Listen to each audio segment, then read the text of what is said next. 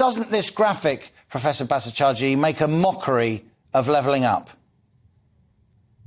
Thank you, Liam, and great pleasure to be on the program. Yes, it does, but then the bigger tragedy is that it does not come as any surprise to any of us, does it? Because this has been the state of regional disparities in Britain for a very, very long time. So essentially, every time a shock hits us, it has ramifications, hugely disparate effects across regions of the country, and these divergences go on increasing.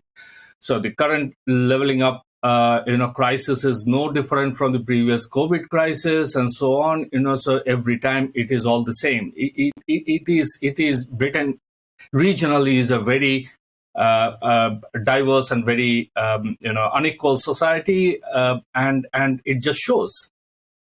It's good to see you're joining us from Edinburgh, Professor Bhattacharjee. You are, of course, also a professor at Heriot-Watt University in Edinburgh. We didn't include Scotland in those GDP numbers because they're processed separately. These numbers are for England and Wales, but you, of course, analysed Scotland closely as well. Isn't there a time thing going on here? Even if we hadn't have had the pandemic, which we know worsened regional inequalities, you and I have discussed that in the past, even if we hadn't had this war in Ukraine, it would still, even if the government had spent all its waking hours since December 2019, Boris Johnson got his re-election on that manifesto pledge to level up, it would still take time.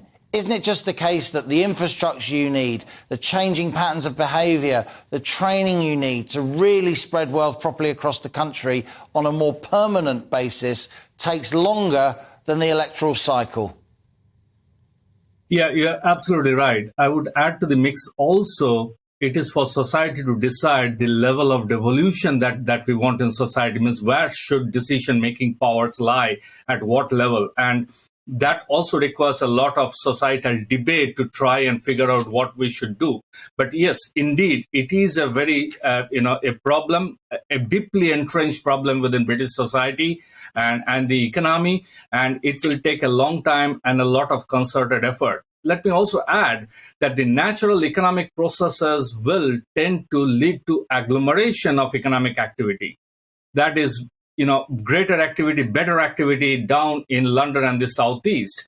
From that natural tendency to then create leveling up requires a lot of very careful thinking and implementation over a long period of time.